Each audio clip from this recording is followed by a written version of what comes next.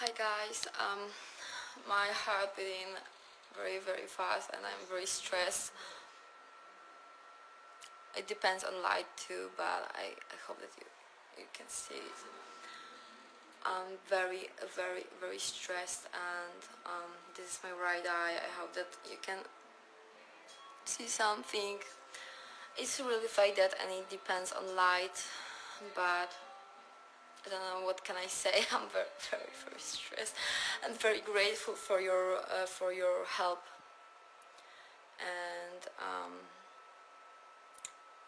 I make this live because I want to prove that I'm real and I'm honest, and I really think that I could be Madeline. I have some reasons to think like that, as I wrote. And Hello everyone and welcome to my new channel. If you're a fan of Crime Watch YouTube channels, grab a cup of coffee and enjoy. Please do not leave hate comments, share love with everyone around you and especially in the comment section down below. I believe that most of you heard about the case of Madeline Mccan's disappearance. If you haven't, I will first talk about the case. If you have, you can fast forward to where we will talk about the latest details regarding this case and what happened recently. Fast forward 15 or so years, a woman from Poland has made headlines claiming that she is indeed Madeline Mccan. And finally, I will give you some of the existing theories, my personal opinion about this case as well as the Mccan's embedded confessions statement analyst Peter Hayat. So let's start from the beginning. Madeline Beth Mccan, born May 12, 2003, is a British missing person who disappeared from her bed in a holiday apartment in Praia da Luz, Portugal, on the evening of May 3, 2007, at the age of 3. The Daily Telegraph described the disappearance as the most heavily reported missing person case in modern history. Madeline's whereabouts remain unknown, although German prosecutors believe she is dead. Madeline was on holiday with her parents, Kate and Jerry Mccan, her 2-year-old twin siblings, and a group of family friends and their children. Tapas 7. The Mccan children had been left asleep at 8:30 in the ground floor apartment, while their parents dined with friends in a restaurant 55 meters, 180 feet, away. The parents checked on the children throughout the evening, until Kate discovered Madeline was missing at 10 o'clock. Over the following weeks, the Portuguese police came to believe that Madeline had died in an accident in the apartment, and that her parents had covered it up. The Mccans were given arguido, suspect, status in September 2007, which was lifted when Portugal's Attorney General archived the case in July 2008 for lack of evidence. Madeline's parents continued the investigation using private detectives until Scotland Yard opened its own inquiry in 2011. The senior investigating officer announced that he was treating the disappearance as a criminal act by a stranger, most likely a planned abduction or burglary gone wrong. In 2013, Scotland Yard released EFIT images of men they wanted to trace, including one of a man seen carrying a child toward the beach on the night Madeline vanished. Shortly after this, Portuguese police reopened their inquiry. In 2020, police in the German city of Braunschweig stated there was a new suspect in Madeline's disappearance, whom public prosecutor Hans Christian Wolters was convinced had abducted and murdered the child. Police described Madeline as blonde-haired, with blue-green eyes, a small brown spot on her left calf, and a distinctive dark strip on the iris of her right eye. In 2009, the Mccans released age-progressed images of how she may have looked at age 6. And in 2012 Scotland Yard commissioned one of her at age 9. Tanner sighting. The sighting by Jane Tanner, one of the Tapas 7, of a man carrying a child that night became an important part of the early investigation. Tanner had left the restaurant just after 9 o'clock to check on her own daughter, passing Jerry on his way back to the restaurant from his 9:05 check. He had stopped to chat to a British holidaymaker, but neither man recalled having seen Tanner. This puzzled the Portuguese police, given how narrow the street was, and led them to accuse Tanner of having invented the sighting. In the early days of the investigation, the direction in which he was walking was thought to be important because he was moving toward the home of Robert Marat, the 33-year-old British-Portuguese man who lived near 5A, and who became the case's first suspect. The child in the man's arms was wearing light-colored pink pajamas with a floral pattern and cuffs on the legs, similar to Madeline's. Tanner described the man as white, dark-haired, 5 feet 7 inches, 1.70 meters tall, of Southern European or Mediterranean appearance, 35 to 40 years old, wearing gold or beige trousers and a dark jacket, and said he did not look like a tourist. Smith sighting. The sighting became important because it offered investigators a time frame for the abduction, but Scotland Yard came to view it as a red herring. In October 2013, they said that a British holidaymaker had been identified as the man Tanner had seen. He had been returning to his apartment after collecting his daughter from the Ocean Club night creche. Scotland Yard took photographs of the man wearing the same or similar clothes to the ones he was wearing on the night, and standing in a pose similar to the one Tanner reported. The pajamas his daughter had been wearing also matched Tanner's report. The rejection of the Tanner sighting as crucial to the timeline allowed investigators to focus on another sighting of a man carrying a child on the night of Madeline's disappearance, this one reported to Portuguese police on May 26, 2007 by Martin and Mary Smith, who had been in Praia da Luz on holiday from Ireland. The Smiths saw the man at around 10 o'clock on Rua da Escola Primaria, 500 yards, 460 meters, from the McCann's apartment, walking away from the Ocean Club and toward Rua 25 de Abril and the beach. He was carrying a girl aged 3 to 4 years.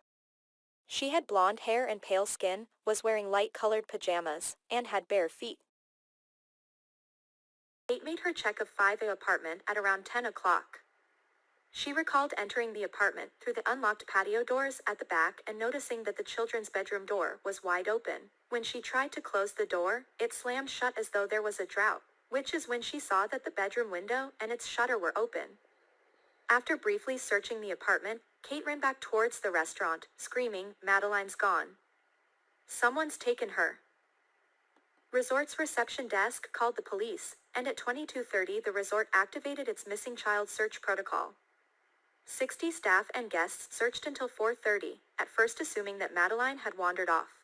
Patrol dogs were brought to the resort, and at 8 a.m. 4 search and rescue dogs.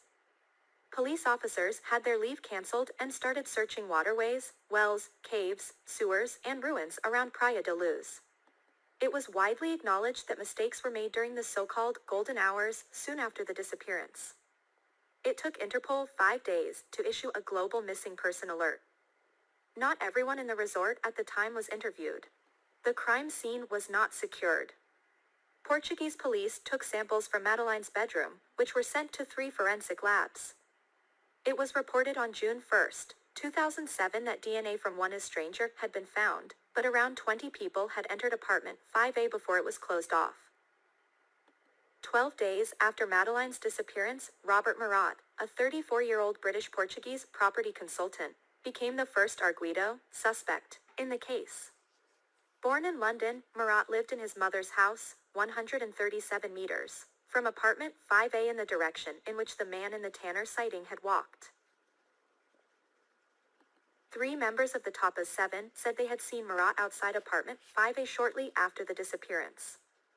Beginning on May 15, 2007, Murat's home was searched, the pool drained, his cars, computers, phones and videotapes examined, his garden searched using ground radar and sniffer dogs, and 2 of his associates questioned.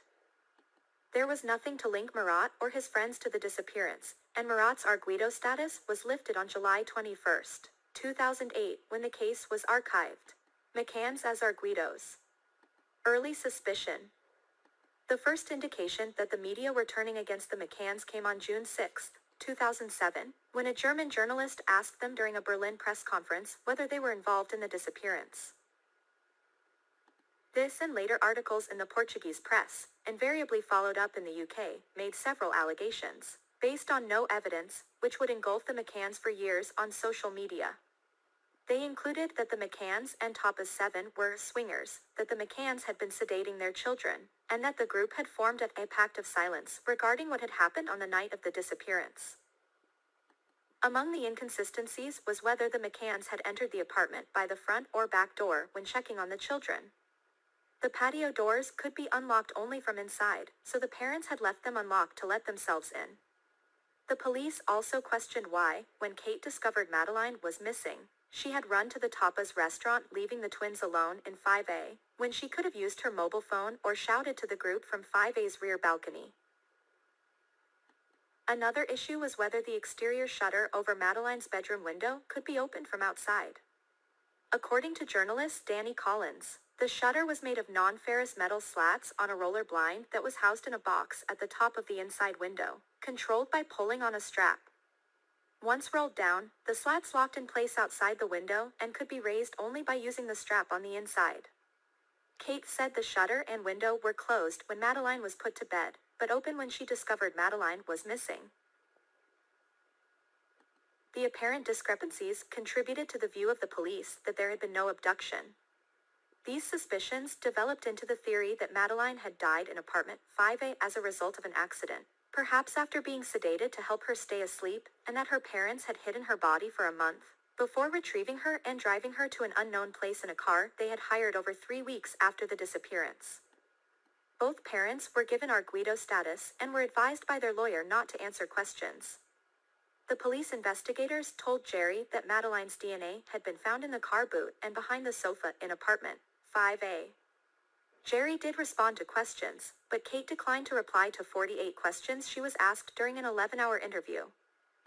The DNA evidence was a 100% match.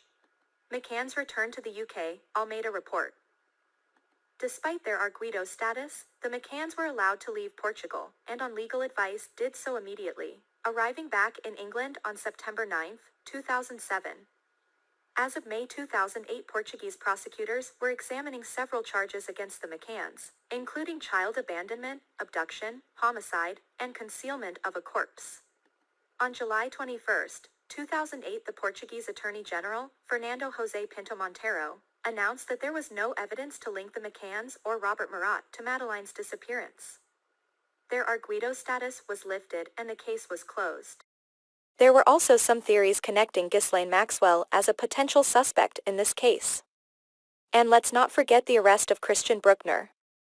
The suspect, who has not been charged in relation to the McCann case, will stand trial after accusations of 3 counts of rape and 2 counts of child sexual abuse, taking place between 2000 and 2017, have been made. The alleged offenses are reported to have occurred in Portugal, close to the area that McCann disappeared from back in 2007. Christian B. has denied any involvement and wrongdoing in relation to the McCann case. Despite this, the police have openly said they believe the 45-year-old is responsible for murdering McCann, after abducting her from a holiday apartment while her parents were out for dinner close by. And now I am going to talk about Julia Faustyna, who became an internet sensation earlier this month, when she claimed to be Madeline Mccan. Madeline, who would be 19 years old now, has been presumed dead.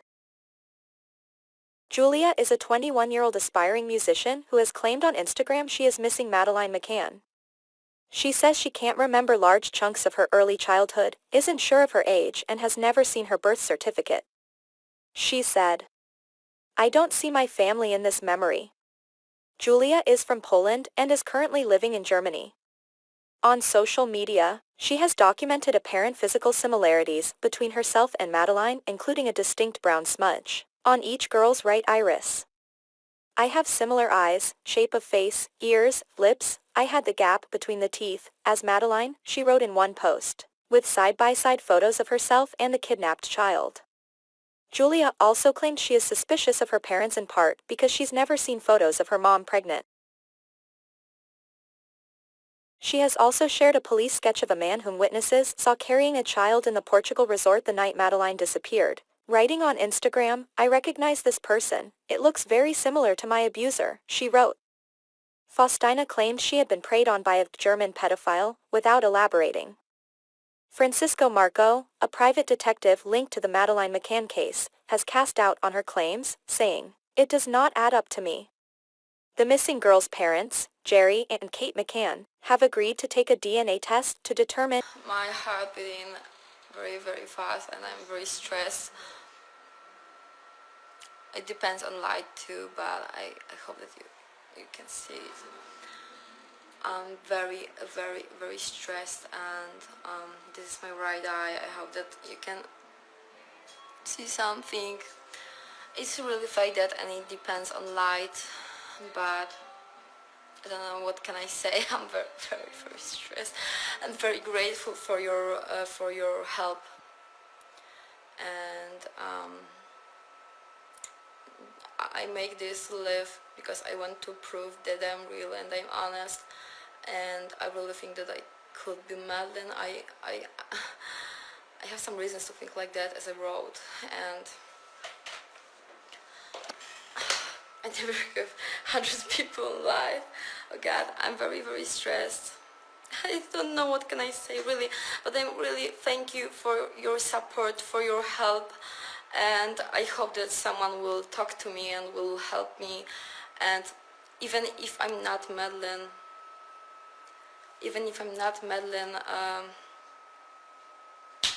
I think that police should look at this, and I can't be 100% sure without DNA tests, you know.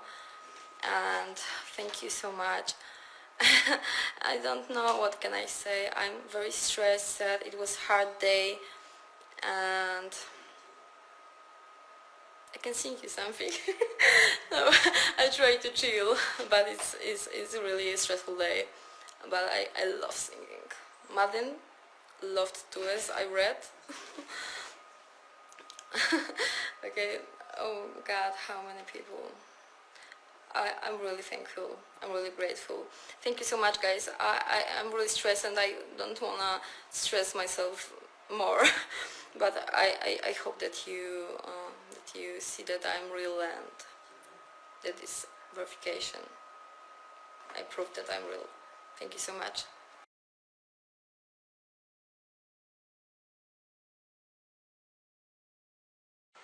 Okay guys, I'm very stressed, but I decided to go live again because,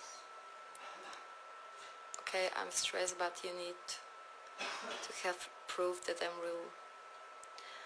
And I will go to bathroom to show you in better light my eye. I'm very, very stressed, but I know that you need proof.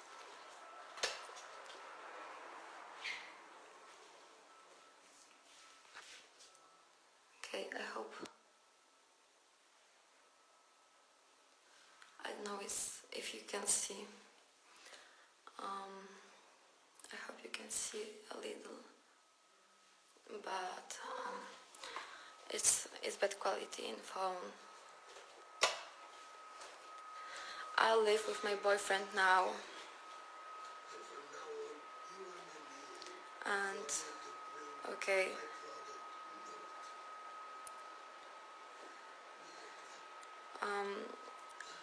I'm according to documents I'm 21 years old, but I think that when someone kidnap a child, he or she probably change his ID, personality, and yes, I have spot on leg. I have even 2 spots. I will show you 1 second. Okay, so the first one is here.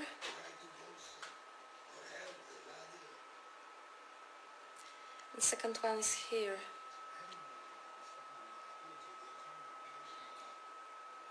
Okay. Okay, so I hope you believe me.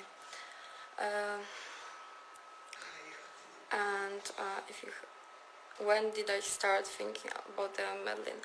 A few months ago. It was something like that. I heard from my grandma that, sorry, I'm stressed. My English is bad now because I'm stressed. My grandma said that she thinks that my parents and my family, I mean my mother, my family, knew about my hurt from pedophile, and I don't know how to say that. I tried to get a copy of my birth certificate, and but by phone. Person told me everything by phone, and it was weird. So I decided to don't go there because it's weird that person from government told me by phone my informations. So stressed. God, I never been stressed like this.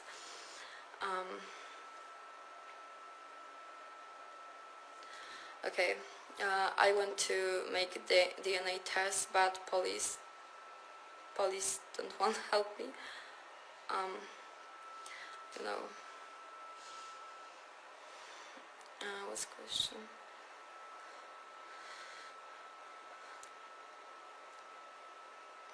I tried to contact with Jerry and Kate, but it's really hard. I called to hospital where they probably work, but a person who I talked with told me that it's impossible to talk with them, and I should call to press communication team from hospital, something like that. And that's all.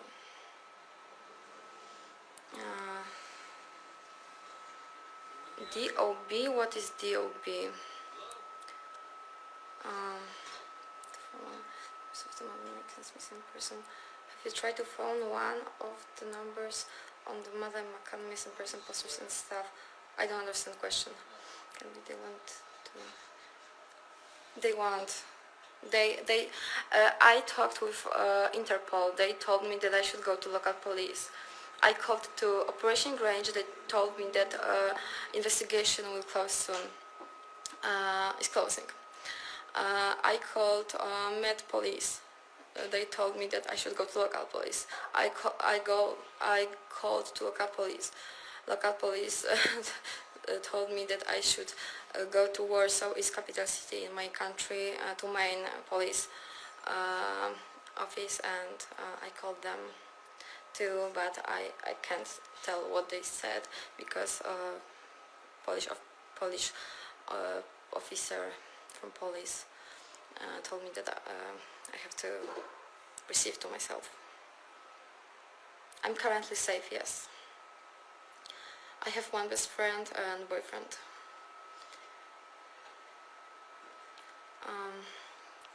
Date of birth 20th August 2001, but I believe that abductor could change ID of person who he abused. No.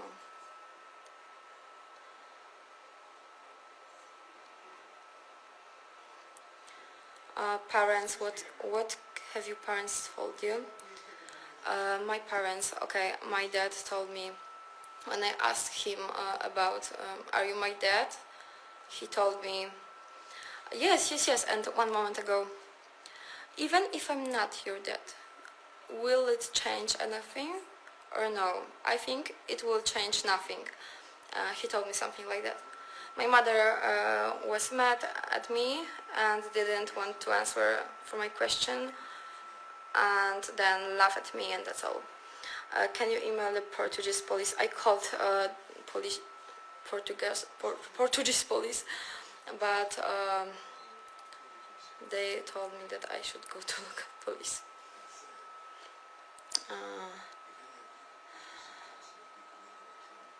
No, I'm not avoiding my date of birth. I told that 20th August 2001.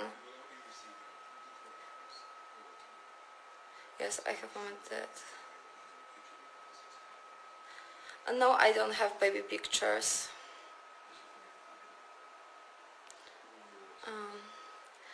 I realized it a few months ago. No, they can't help me for DNA.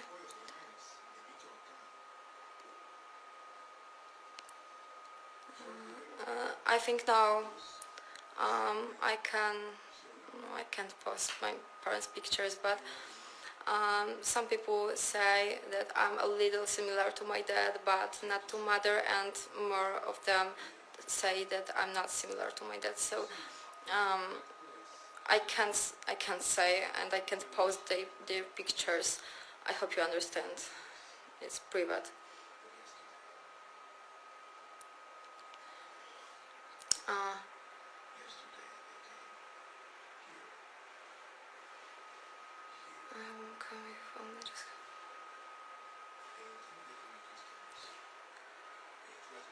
Okay, I'm very stressed.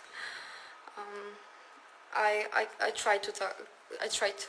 I wrote missing people email. I tried to contact with them, and they told me that I should contact Operation Grange, and I contacted them, and Operation Grange told me that its investigation will be closed soon.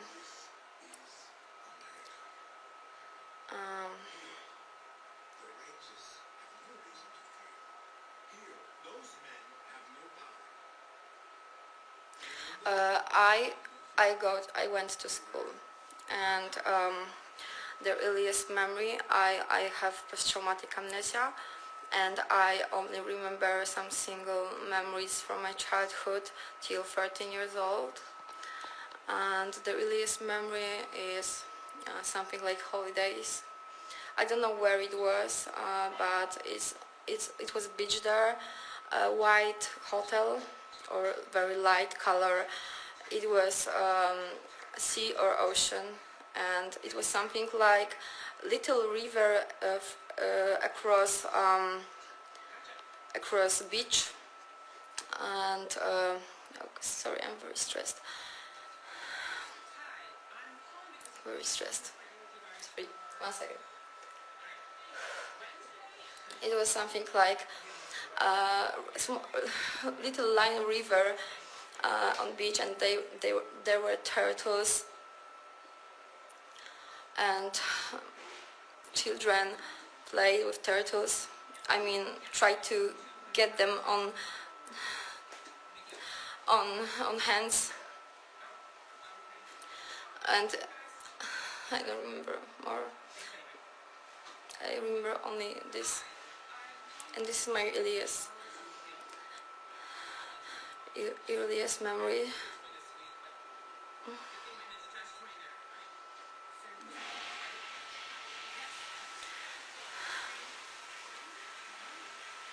I try to do it because I know I want you to believe me, because I'm honest and I am not liar.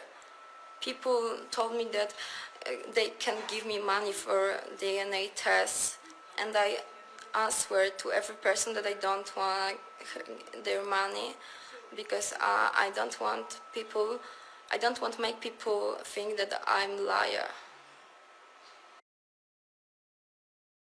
Many theories about what could have happened to Madeline. Some of the most popular theories are 1.